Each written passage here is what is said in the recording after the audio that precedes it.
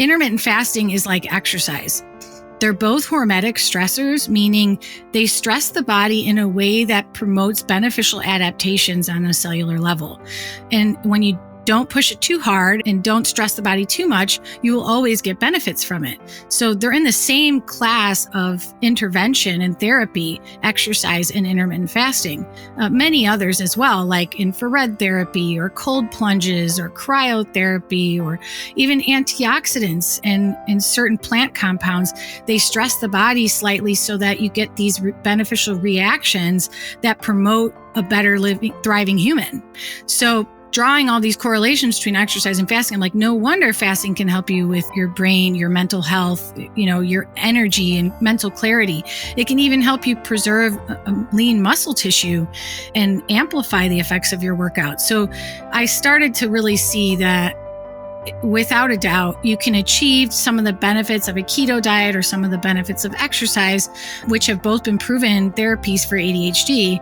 And you can do that with intermittent fasting instead or in addition to those other therapies. And that's what we need.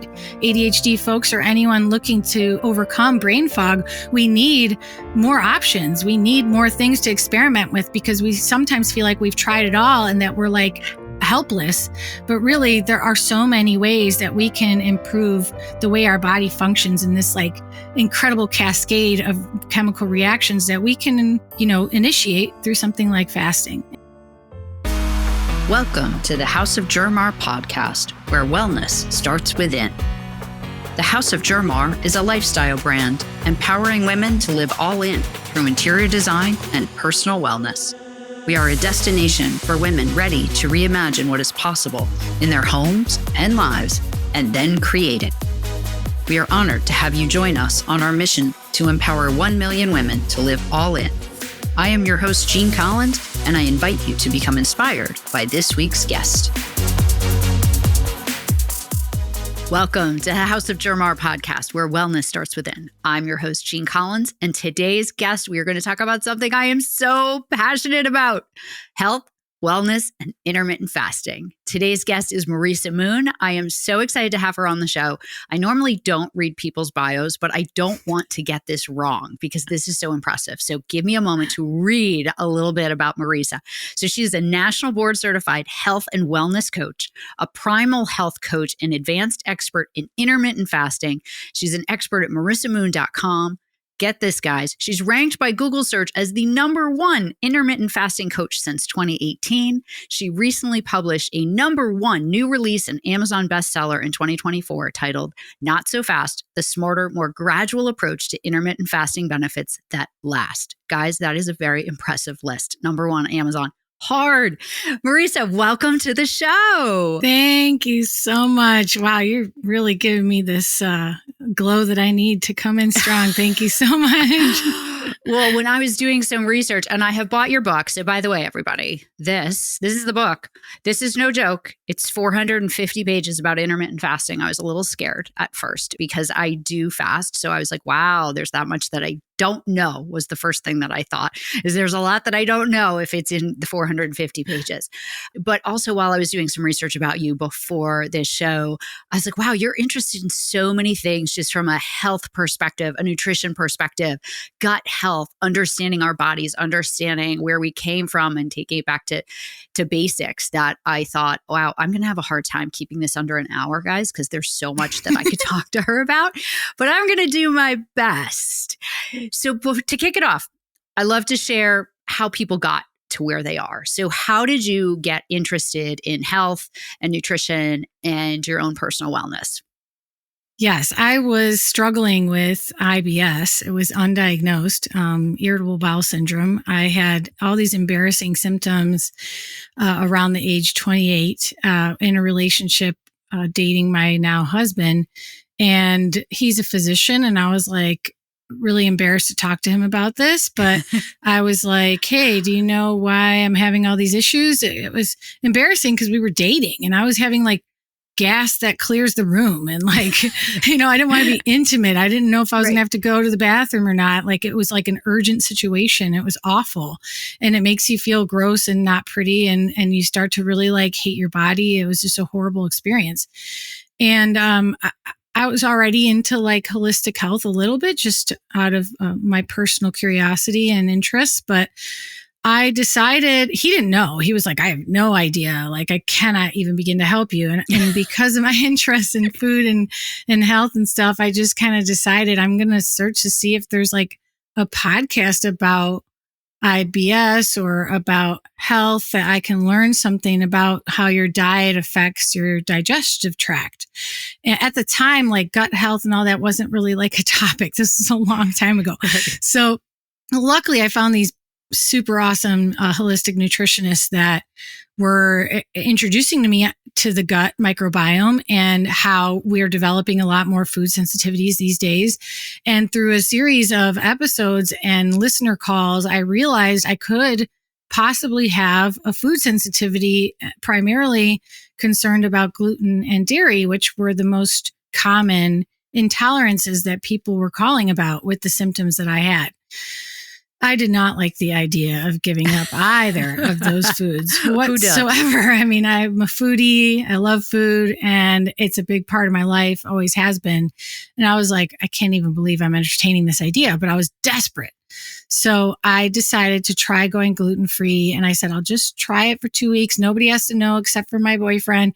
And I will just see what happens. If it doesn't work, then fine. I don't have to tell anyone. But it was like immediately relieving my symptoms. It was so Isn't impactful. It amazing? Yeah. I mean, it was scary too, because I was like, oh my God, does this mean I can never have gluten again? I have a pretty severe intolerance. So, luckily I only had to get rid of dairy for a short time, and I have, an absolutely healthy tolerance and zero sensitivities to it now. But I had a leaky gut. That's usually what's at the root of a lot of food intolerances or autoimmune issues and gut problems. And so I had some healing to do, and it led me to the paleo diet, the primal blueprint, and that whole field of ancestral health. And I decided to become a health coach. I was a career bartender at the time, and I knew that wasn't going to last much longer. The hours. Interesting dichotomy there. Right? Yeah, exactly. And I was like, I know I want something else in my life, but I find bartending so fun and the money so great. It was hard to leave. And then when I became passionate about nutrition, this idea of a health coach came about. It was like 2013 or so. So I was a food blogger blogging about my gluten-free recipes and my experience. So that kind of paved the way for me to share my thoughts and ideas about food and nutrition in a very roundabout way that has landed me here. Wow. That is so great. And you do still have a blog and you do still have recipes. What made you go from like, okay, I'm going to do this for myself because I need to learn. I need to learn how to cook. I need to learn how to eat differently, to I want to become a coach and help other people? Because that's a leap. Yeah.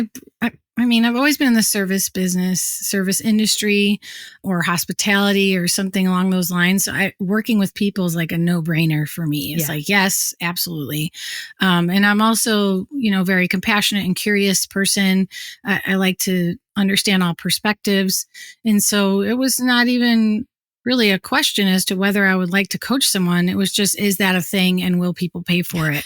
Of course, that was a concern because it didn't exist before. Yes. This really started to emerge in the industry. So I was like, my husband actually, who was my boyfriend at the time, was like, hey, you're already reading about all this stuff for fun. So why not just take the certification course? Because it was by Mark Sisson, the Primal Blueprint author. Yeah. And I was already like reading everything he wrote, and he founded the Primal Health Coach Institute. And so Eric, my husband's like, why don't you just go for the certification? If you never do anything with it, you're not really losing anything. It's already something you're passionate about, so you might as well do it.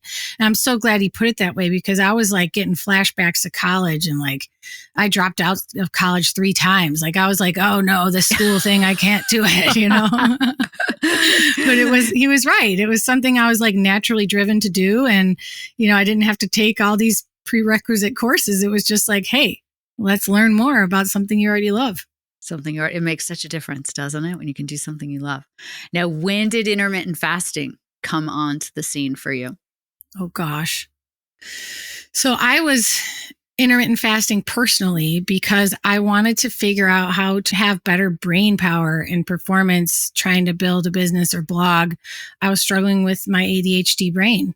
Right around the same time I had IBS problems, I had discovered I have ADHD, which explained why I dropped out of college 3 times. Nobody knew that's what was going on. But so intermittent fasting helped me have better mental clarity so that I could actually show up for myself and my goals and like follow through and deliver on some of these ideas that I have. I'm just an endlessly creative, idea-oriented person, but action and follow through, it can be really challenging for me and other individuals with our brains. So intermittent fasting was immediately rewarding. I was like, oh my God, this is like second nature already. I didn't overthink it. I didn't even feel like I needed to learn much about it. Once I learned about it from a primal perspective, because it was in my education from the Primal Health Coach Institute and it's in the Primal Blueprint and all that, I was like, okay, that makes sense. But I wasn't interested yet because I was like, I love food. I love eating. I don't want to skip meals. That sounds like it sucks. Yes. But then once I made the connection to my brain, I was like, okay, my brain needs all this blood flow, oxygen and resources. And it's very demanding when I'm working. But if I'm digesting food, all this blood flow and oxygen and resources going into my GI tract and my stomach. And so no wonder after I eat, I'm like checked out. I don't want to do my work. I'm done. Like I'm just done. I cannot force myself to do it. So intermittent fasting was appealing to me finally because I wanted to help my ADD and it worked. So I eventually started teaching it because I was actually going into coaching with a specialty in gut health. But my plans were derailed by some businessman who called me and said, I found you on the health coach directory and I want you to help me build this big, business that's going to be financial wellness and health and wellness combined. And you can be our head health coach. And I was just like, oh my God, this is amazing. I was like a new health coach at the time. I felt so excited.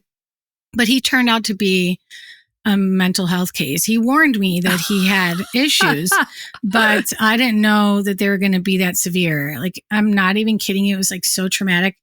He made a suicide video on Facebook Live. Oh no. And one of the fellow coaches that was in our organization said, you need to go on Facebook Live right now. I'm seriously concerned. And, the police came and everything during the Facebook Live. I reported it. It was like so traumatizing for me because I had wasted like 4 months in the like idea phase trying to like build this business with this person. And, I felt like I wasted time and I was an idiot for falling for all of this sales and idea, tactics he used. But the reason I'm telling all that drama is because if it wasn't for that, I never would have decided to be an intermittent fasting coach. I would have been trying to be a gut health coach, which is really broad, honestly, and very challenging to do. And so at that time when I was really down in the dumps after the whole video and everything, I was like, I need to start over. And I had already done a presentation on my step-by-step approach to intermittent fasting. And people gave me a lot of response for that. For the first time out of any of the presentations I had done, they were like, are you recording it? When are you going to do it again? And I was like, what? I mean, this was a long time ago. Nobody knew about intermittent fasting. I was shocked that anybody even cared. So that was a sign to me. I was like, I already have like this step-by-step system. Let me just put it into Kajabi and make it an online course and see what happens. And I called myself an intermittent fasting coach. And that's how I became the #1 ranked Google search for intermittent fasting coach since 2018. It was because at that time, nobody was an intermittent fasting coach. Nobody was calling themselves that. And I was the first one to establish myself with that title. It's amazing. I love it. But it shows like outside of you being a coach and an intermittent fasting person, from an entrepreneur perspective, it shows you just stepping into who you really are and what you're passionate about and stepping into that role instead of waiting for someone to sort of, crown you with that role, stepping into that role. And when I talk to most of my guests are entrepreneurs, and we often talk about, jumping before you're ready. And don't wait until you feel like you have every box checked to put yourself out into the world with your experience and your expertise. And so your story aligns with that beautifully. Oh, I'm so glad you shared that part. Thank Wow. you. And it gives you a niche too, Yes. which is like very, you know, in the world of holistic health and nutrition. I mean, there are a lot of those, like you mentioned, gut health. There's a lot of that. This gives you a very specific niche by being an expert in intermittent fasting. Yeah. And trust me, I was like, how much could there really be to learn or to coach about intermittent fasting? And my mind was 450 pages continuously worth. blown. Yes. I was like, oh my, like I never thought I would still be interested in the topic now, or that I would still want to coach the same thing, but it's so incredibly nuanced and unique to each person's circumstances that are always changing, because we're always changing. And that's how it turned into a book of that size. First, I will say that I formatted it for the ADHD brain. So I took a lot of liberties in the formatting that were, a trade-off. Instead of having a shorter book, I sacrificed that visual appeal of a shorter book, so that I could have double spacing between every single paragraph, so I could have tons of bulleted lists, so I could have lots of subtitles and bolded font and things that make it easier to read and grasp this dense content. And I achieved that. And so even though it can be intimidating at first, I mean, hey, if you look at the reviews, they tell you too, it is so easy to read. And I did it like that intentionally. And it ended up being really what I hoped it would be. So I'm proud to say that it happened, especially with ADHD. I wrote a book. What the heck? Anything is possible, folks. Well, and it's funny that you mentioned that, because I don't have ADHD, but when I started to read your book, and we talked about this before we started recording, I was like, at first, like, oh my goodness, there's so much. But when you look through the table of contents and the different chapters, I was like, okay, this starts to make sense. You kept the chapters really short.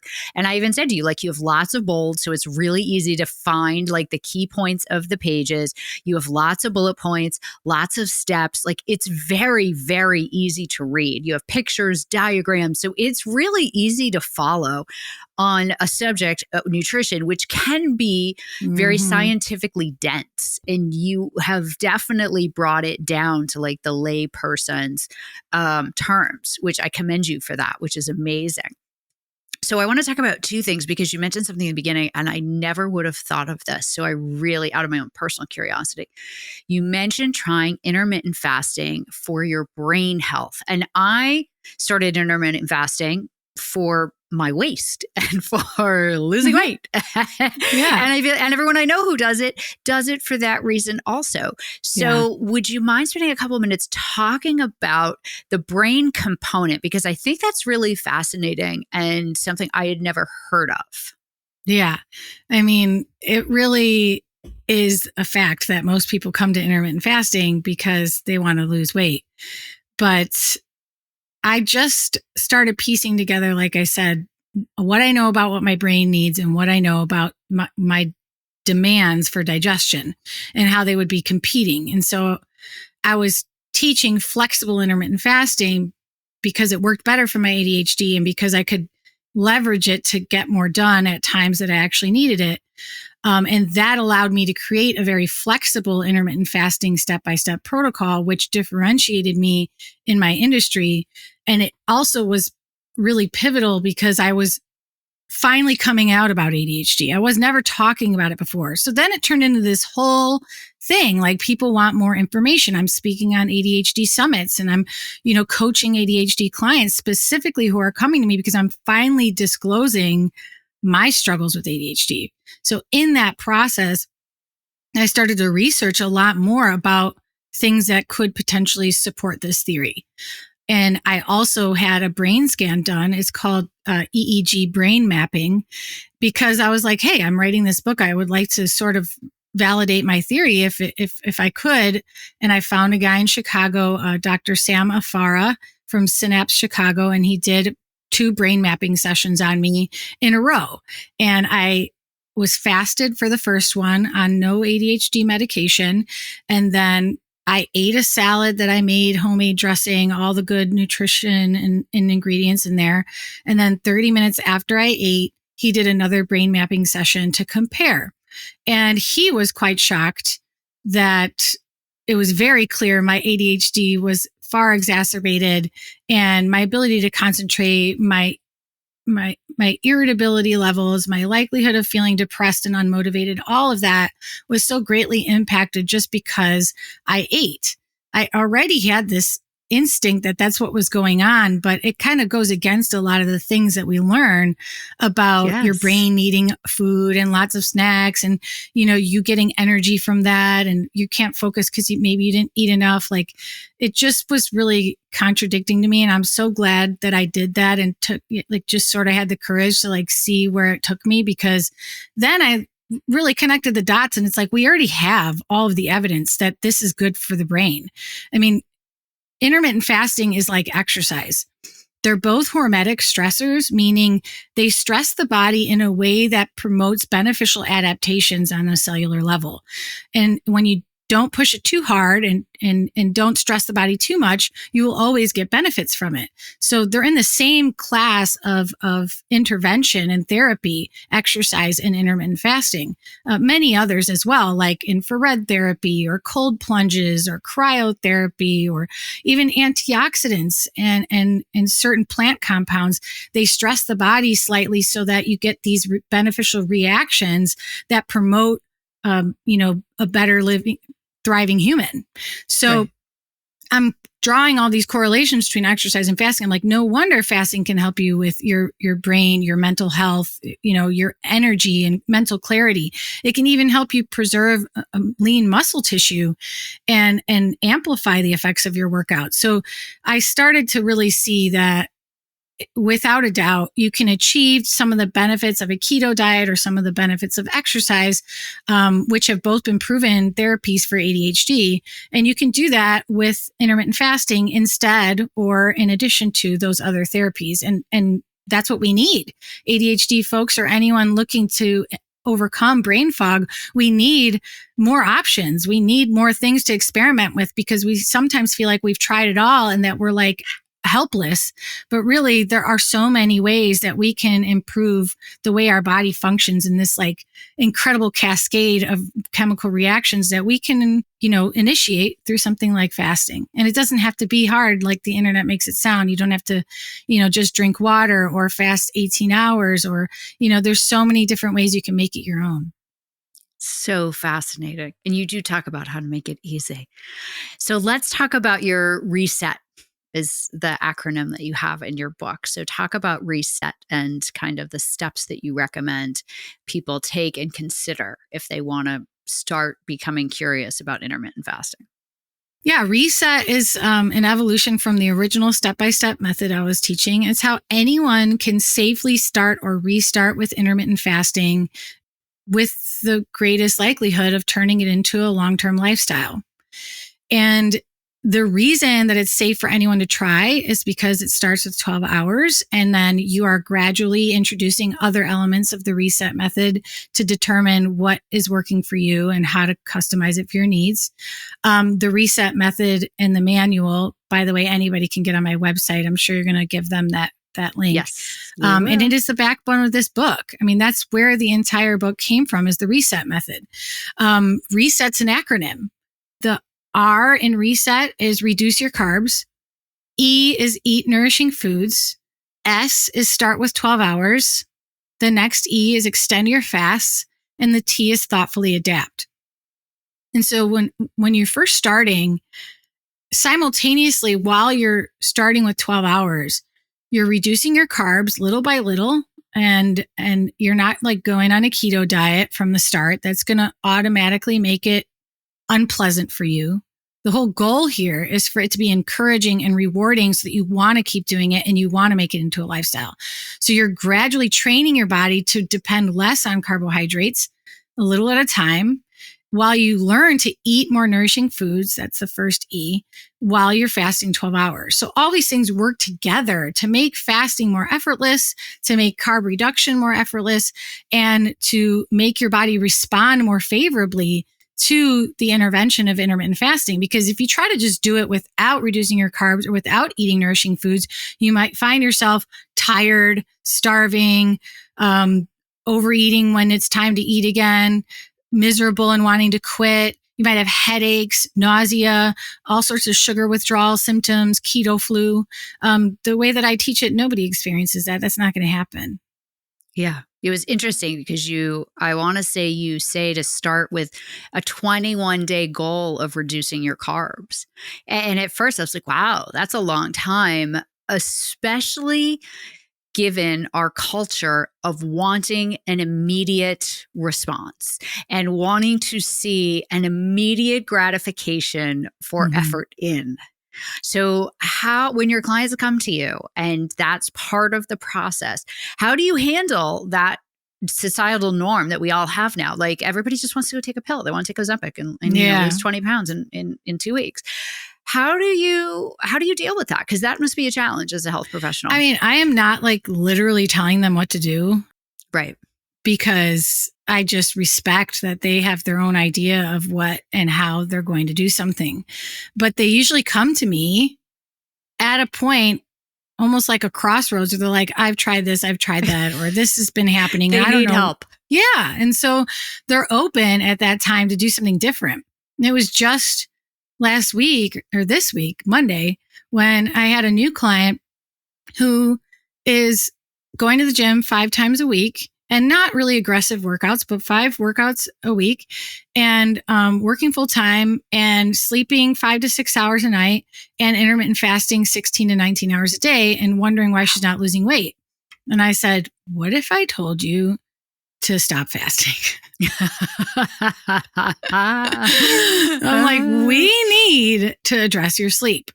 Yeah. That is, no matter what, if you're not sleeping, it doesn't matter what diet you go on or what workout routine you do, unless you are like 23 years old or a man under 30, I should say. It is very unlikely that you will be able to achieve any progress with those interventions until you get better sleep. And I loved that in your book, that you have chapters about sleep. And I just thought, when it comes to my point of view on holistic wellness, after my life crashed for myself when I was 50, sleep became something that I started to prioritize, where up until then, I never prioritized sleep. I'd get up at 5 o'clock in the morning. I'd work till 1 in the morning, midnight, whatever.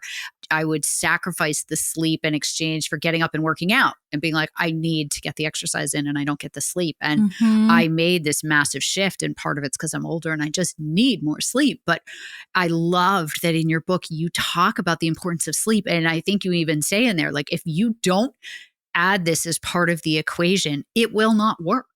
Yeah. It will not work. I know. And there was something in your book, and I had to laugh because you were like, think about when you're sleep deprived, your body is now craving all these other things and you start to crave sugar. And I was like, I'm like, if I get a bad night's sleep, I definitely eat worse that next day because my body feels like it needs something. And I'm trying to satisfy that with not good food choices. And even in my world, not good food choices are actually pretty good food choices compared to most of society. But it's still, to your point, like, it's still those sugars. It's those fast carb rushes to try to get your energy back up. It was so fascinating. Oh my gosh, there's so many direct and indirect ways that lack of sleep is messing up any of your health pursuits, even your career pursuits. I mean, it is so imperative that you get enough sleep so that you can have enough brain energy. One of the most shocking statistics or discoveries I learned in the scientific literature is that the human brain, the mind, cannot conceive of how sleep deprived or impaired it is when it is deprived and impaired. So over and over in human studies, they will ask people to take some test and then they will be sleep deprived and they will ask them to take a test again. And they'll say, how do you think you did? How well do you think you'll do? Do you think you need more sleep? And they always are wrong about their guess. And they underperform compared to what they think they're going to do. And they underemphasize how much that lack of sleep has affected them because the brain can literally not conceive of it. One of the questions you asked me was about intermittent fasting and its effect on the brain. And we have to understand that as productive adults with jobs and working on complex things throughout the day, we rely on the most advanced region of the brain. In the front, it's called the prefrontal cortex. And that region is one of the areas that is most impaired in the ADHD brain, but it is also the biggest energy hog in the entire brain. And so that is where the most mitochondria are densely packed in the body. Mitochondria are where energy is made inside every cell. There are thousands per cell in these brain cells, but hundreds per cell everywhere else besides the ovaries. And the reason I'm bringing this up is because when your body's short on energy because you didn't sleep enough or you didn't get any quality sleep, the first place it's going to cut off energy and resources is the prefrontal cortex and your ovaries. Those are the most demanding and like densely resourced energy centers that the body's like, hey, we got to cut some of our, expenses here. We're running on empty. We got to do what we can to make sure that this human's going to be able to have a heart beating and eyes open, maybe if we're lucky, Right. So we think about that and go back to the studies showing us that we can't conceive of our impairment. It makes so much sense why people who are sleep deprived really fight this idea that they need more sleep. It's like they are in complete denial and incapable of having a vantage point that is reality, quite frankly. Right. Of even seeing that they, yes. Well, you also talk about stress, which we all know stress is bad for us. But I think a lot of times people just go along with that, we all have stress, right? Like it's just kind of a part of life. Mm-hmm. But you have, I want to say you have a whole chapter that talks about stress and if not two, that talk about stress and the importance that stress plays in this overall holistic, how do you fast? If there's like a single book or article that you're reading that doesn't mention stress, but it's about intermittent fasting, get rid of it because intermittent fasting is a stressor. Remember in the beginning, I mentioned that it's a hormetic stressor. It stimulates hormesis. So is exercise. So is sauna therapy and cold therapy, all of those other things I mentioned. The keto diet, ketosis, another form of stressor. But when you do it right, it's a beneficial stressor that helps you come back stronger, smarter, faster, more resilient, all these things. And so if somebody's talking about intermittent fasting, either how to troubleshoot, how to increase your success or decrease plateaus and setbacks, they have to talk about stress. It's impossible not to, especially it's 2025 and everybody is stressed more than usual. And it's like, we're kidding ourselves if we don't think that's part of the conversation.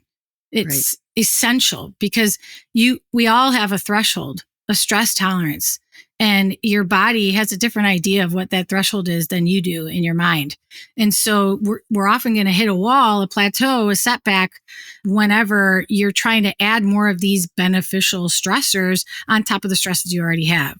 So we're always going to be talking about what's your family life and home life like? How, do you have any big burdens on your time and energy right now? Do you like your job?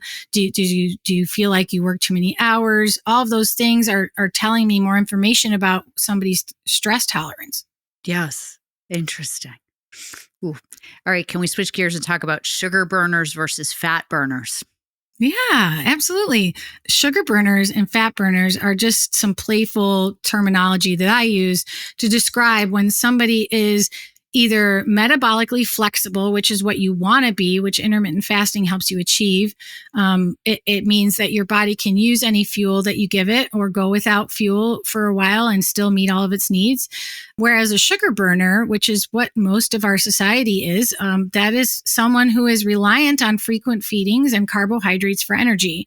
And so that if they go long enough between meals or don't get their sugar fix or their carb fix, they're going to be hangry, irritable, might have headaches, no energy and can't check in on what they're trying to do.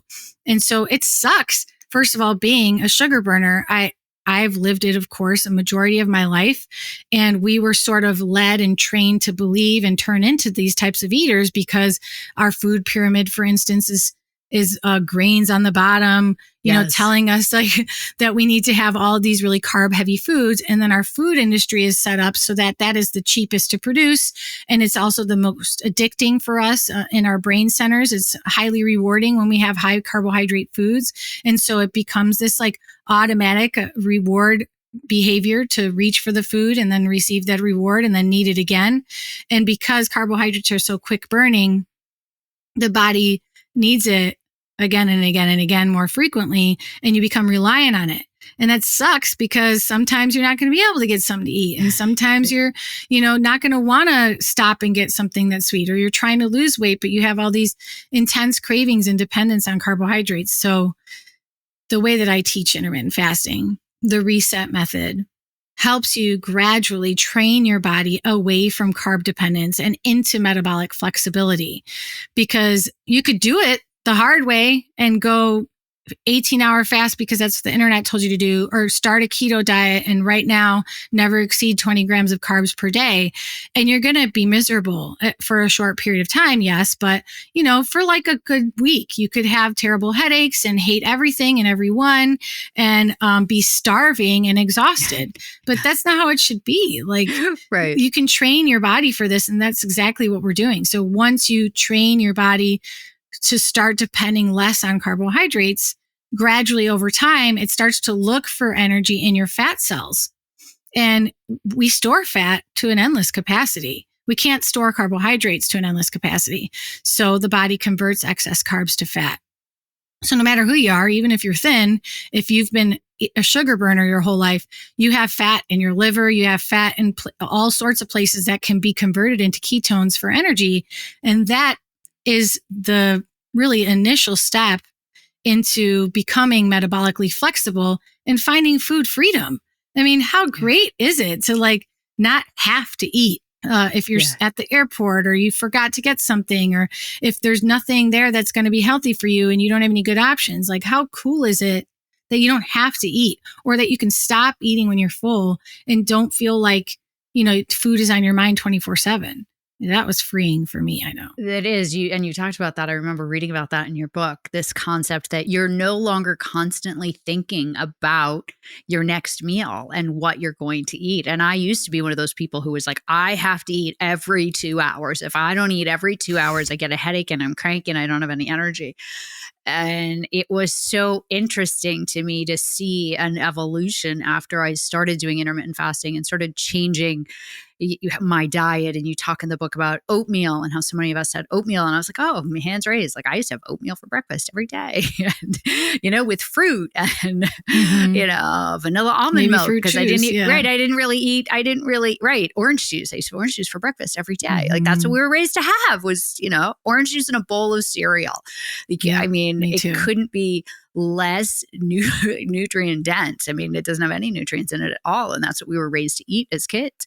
And so I found it so interesting over time. Like, you're right. And it was interesting when you started talking about oatmeal. And I was like, I used to do that until I changed how I ate or how I thought about the foods that I was eating, because even though they are considered healthy, looking at them through the lens of what's their carbohydrate content. And you talk a lot, you have a couple of chapters in there about understanding how to understand your carbohydrate consumption. Because you also talk about there's this concept of okay, carbs are bad. Okay. Right. But you shouldn't have a bowl of pasta with every meal. That's true. Mm-hmm. But you do need some carbohydrates in certain formats. Mm-hmm. So I think it's an interesting mindset around identifying good carbohydrates. Yeah. And it's not like saying you can't have them. I think that's I don't know, you probably saw, but in the book, it said something like, it really pains me to say that this is a diet book or that it's in the diet books category. And I never wanted to be a weight loss coach. Honestly, this all just happened because that is what society is going through. And I am completely compassionate about that and want to help people. It's just, I'm so passionate about health. I wish other people were passionate about health. And one of the first things I say in the book is, you might come here hoping to lose weight and then get healthier, but that's not the way this is going to work. You're going to start living healthier and making healthier choices. And because you get healthier, you're going to lose weight. And that's what I teach. So when it comes to carbohydrate reduction, we're not just addressing it so that you can lose weight. We are addressing it in this holistic framework that is helping you understand what you are doing to yourself. And it's not your fault. It's just a wake-up call. Like, hey, we've all been led down this path. Here you are at a fork in the road. You can decide, do you want to start taking care of your body the way it was designed? Or do you want to just keep being like the blind passenger in the car that, the car monster is driving? It's like, really, nobody likes that feeling of being out of control around food or feeling like all of your efforts to get in better shape or better health are fruitless. And so this is a holistic framework for that reason. That's why there's a whole section on sleep. There's a lot on hormones, a lot on stress, and it really comes down to crafting it for you. And that might change. So the reset method is not just for people who are just starting. It's for people who want to return to a healthier lifestyle after they've fallen off the wagon or deviated long enough, because maybe you used to fast 18 hours a day and you felt amazing and everything was going great, but then you got married and this happened and it has been 8 months since you had been fasting and you're like, oh man, I already gained 15 pounds. I'm not fitting in my favorite pants anymore. So I want to start fasting again. So your mind tells you, well, 18 hours a day is what worked for me before. So that's what I should do now. And now you try to go right to 18 hours and you find yourself constantly obsessing about breaking the fast, binging when the window opens, or being exhausted or tired or discouraged and not wanting to do it anymore, thinking fasting doesn't work for me. But it's because you need to retrain your body and retrain your metabolism to become a fat burner and become metabolically flexible.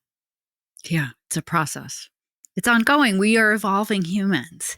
Mm-hmm. So let me ask you a question about fasting in terms of what meal to miss. So, is it, and you talk a bunch about this in the book, there's this whole social perception of everyone needs breakfast. You must have breakfast. Breakfast should never be the meal that you miss, right? And so is it breakfast that ideally you should miss? Is it dinner that you should miss?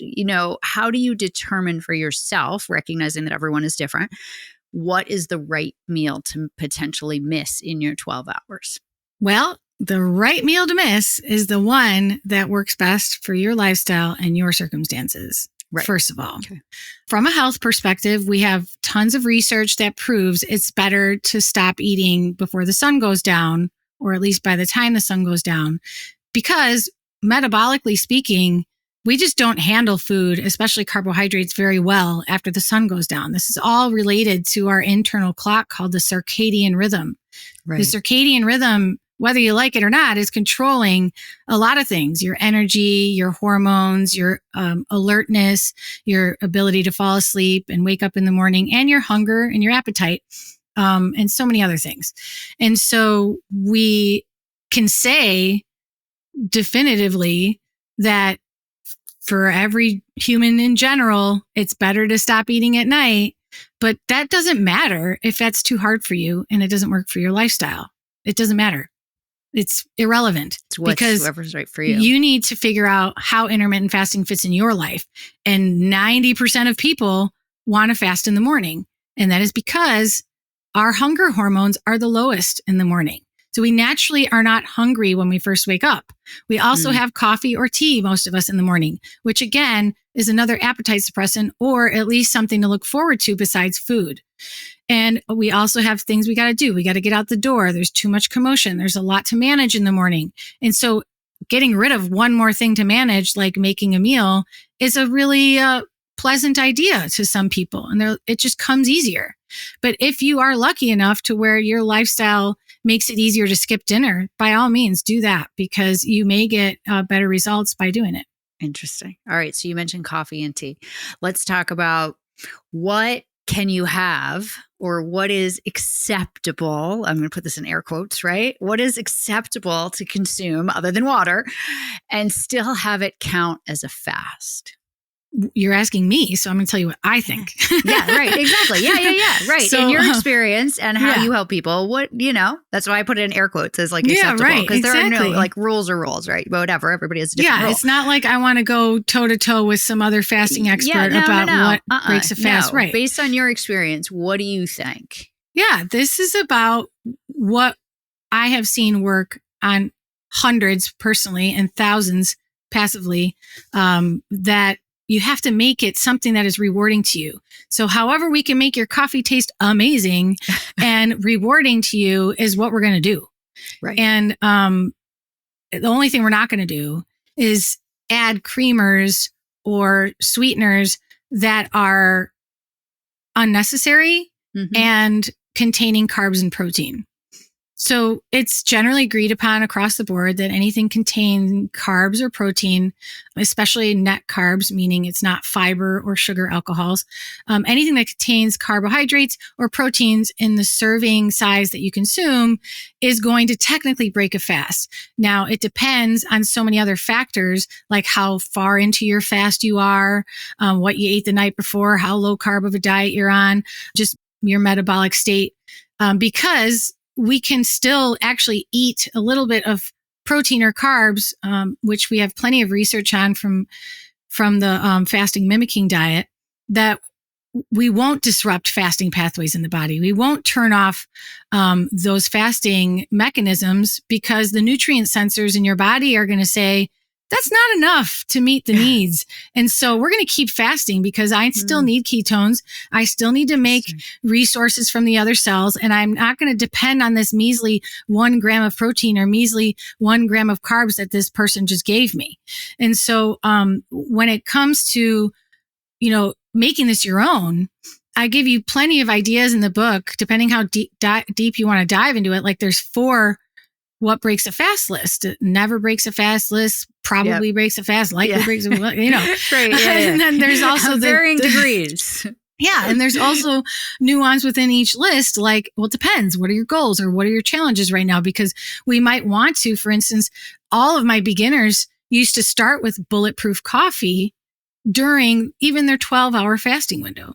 Bulletproof coffee is a fatty coffee that has no carbs or protein in it, but it's low toxin coffee blended in a blender with unsalted butter and MCT oil. And there's lots of variations of that, but it helps actually accelerate fat burning. It helps make the fasting window really satisfying, gives you something to look forward to, and it's encouraging so that you're encouraged to go 13 hours and eventually go 14 hours and you find fasting quite easy and enjoyable.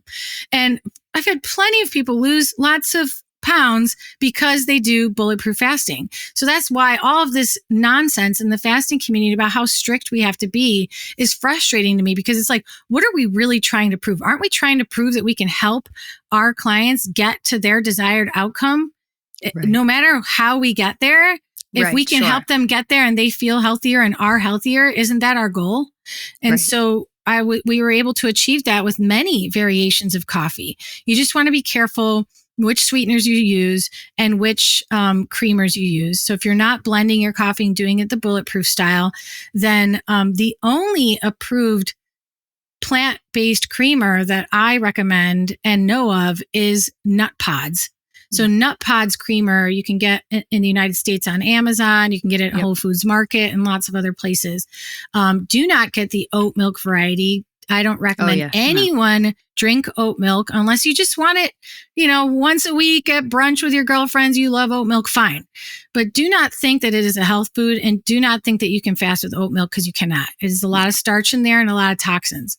But Nut Pods, original creamers in any flavor, they're unsweetened and they have a nice richness to them without carbs or protein. So even if you're using like a quarter cup in your coffee in the morning, it's not going to break a fast. And I've coached hundreds of people through this method with Nut Pods as well.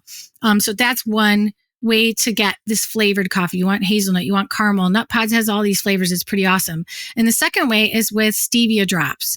So liquid stevia doesn't have any of the junk fillers that a lot of powdered stevias now have. They're sneaking in dextrose and maltodextrin and other things that would technically break a fast because they will trigger insulin in your body. We're trying to go through a fasted state by avoiding any insulin.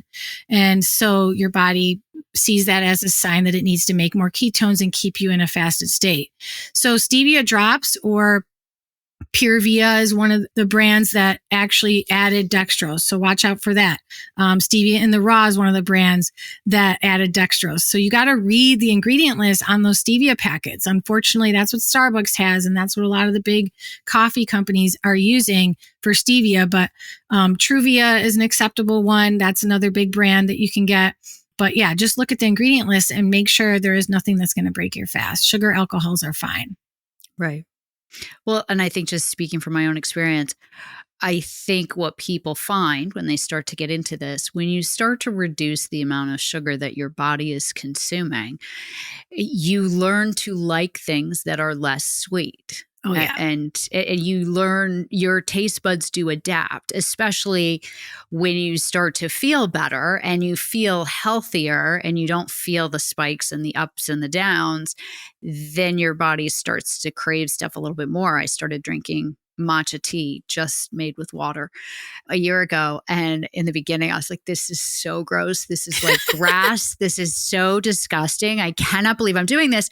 But I did it because I made it part of a morning ritual, part of my journaling. I did it because my nutritionist was like, let me tell you how good this is for your body. So my brain was like, this is good for you. This is good for you. This is good for you. It tastes like grass, but this is good for you. Keep doing it. Keep doing it. Try different brands, make sure you're getting really good. And over time, it has gotten to the point where if I go out and I get it with a milk, like an almond milk or something in it, I actually don't like it. Wow. Because I have adapted to liking it the way it is. And does it still taste like grass? Yeah, a little bit. It does. But like if I don't have it in the morning, I now crave that because it's also part of my morning routine. It's part of my journaling. It's part of the routine. I know it's really good for me. I know it's a really good way to start my body. And it allows me to continue the fast also while not just drinking water with electrolytes or with lemon. Like it gives me something else, and part of that is the routines that we all have. I'm like, I want to hold the mug. Right. I want the hot, I want that whole experience. And so it's trying to find new ways to achieve that. But over time, I will just say from personal experience, you can wean your body off of those things, especially if you do it in your way, in a slow way.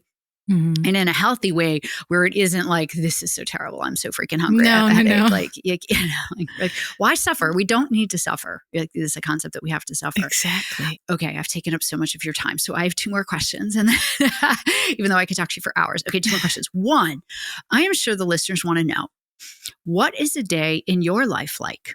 What do you eat? What do you do? What are your routines in your life? Well, I don't have a routine. Okay. It's not that I never have. Of course, when I was writing the book, I had a routine and stuff, but I don't have a routine fasting time. I have found like most people have an office job, or like if you have kids, you only have like a certain window of time that you can eat every day, and it's pretty routine.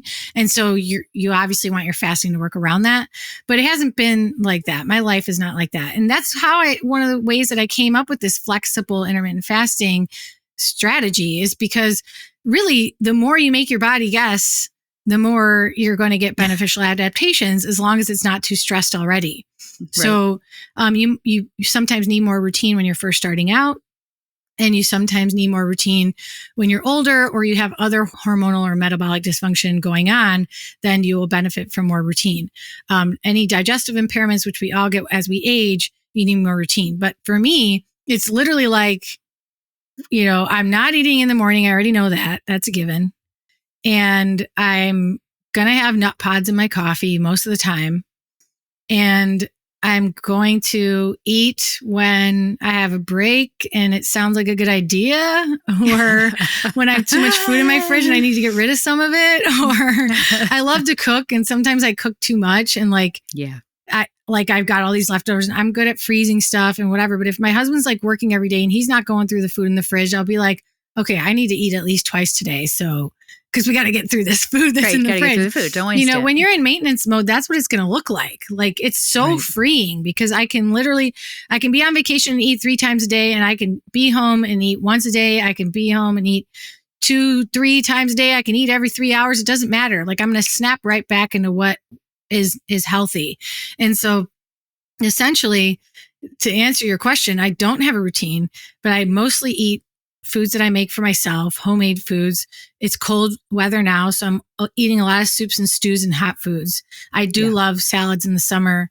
I always have animal protein at every meal. I'm a huge advocate as animal protein as part of a nutritious diet. There's sections in the book devoted to that because we just cannot meet our nutrient requirements nearly as efficiently with plant proteins or as safely as we can with animal proteins. So I understand the animal, practices and farming methods are a disgrace in this country, but there are regenerative farms and really admirable old school methods for raising healthy animals that yields healthy meat and seafood for us. And to achieve your goals, especially weight loss and health related goals, you will want to strongly consider incorporating those. So it's always in mind, and variety is hugely important to me. So I always have lots of variety in my diet. That is of utmost importance, which you can also learn about in the book. It's true. Keeps it interesting. Well, not just so it keeps it interesting. I mean, it's like so essential. Like people will be like, I don't know why I stopped losing weight. I don't know why I plateaued. And it's because they're eating chicken and rice or chicken and quinoa and broccoli, the same things all the time.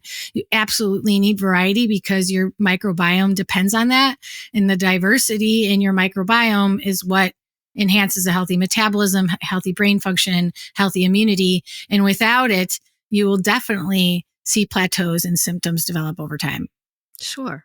Well, and also eat the seasons. I've talked to a lot of specialists to talk about eat the seasons. And we're lucky we live in places that we have seasons. And so embrace those seasons. Like you mentioned, it's winter. Embrace that it's soup season. Embrace that it's the winter season. And, embrace the fruits and vegetables that are part of that season. And then when you move into the next season, then you're moving on to that season's produce and that season's recipes, which helps keep the variety. A season's only 3 months, folks. Like it's not that long before you're moving on to something else.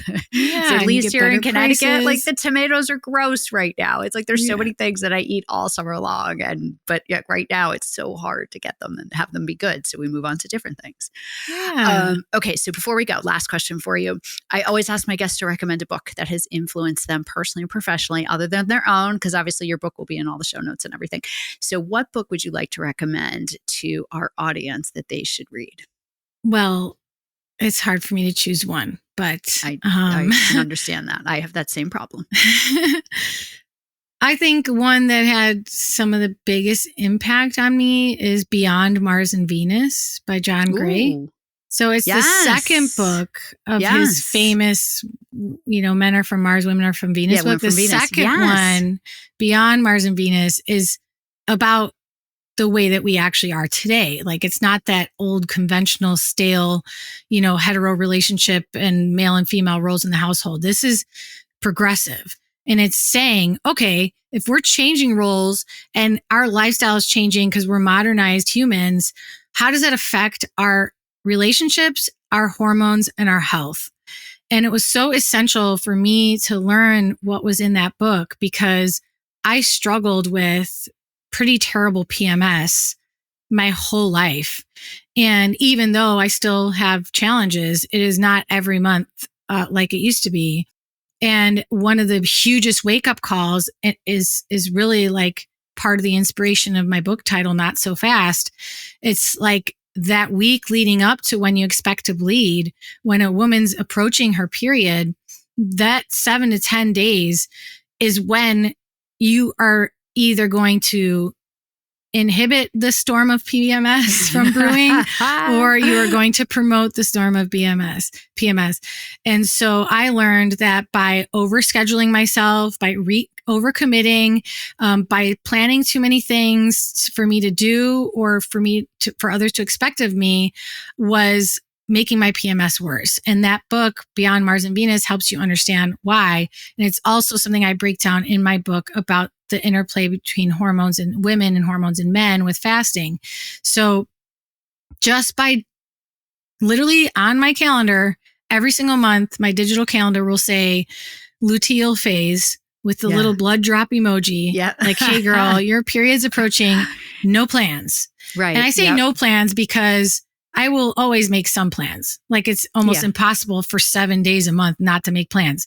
But I just know when I look at that, like, can we pick another date? Like when someone's asking me, or if I'm making plans to do some big project around the house, I'm like, it's not going to be that week. Not that week. No. And that helps so much. I have far less PMS symptoms when I do that. So that's fascinating. Yeah. Oh, yeah. And we could spend another it's a 20 marriage minutes saver, talking so about it. We could spend another 20 minutes talking about all of that.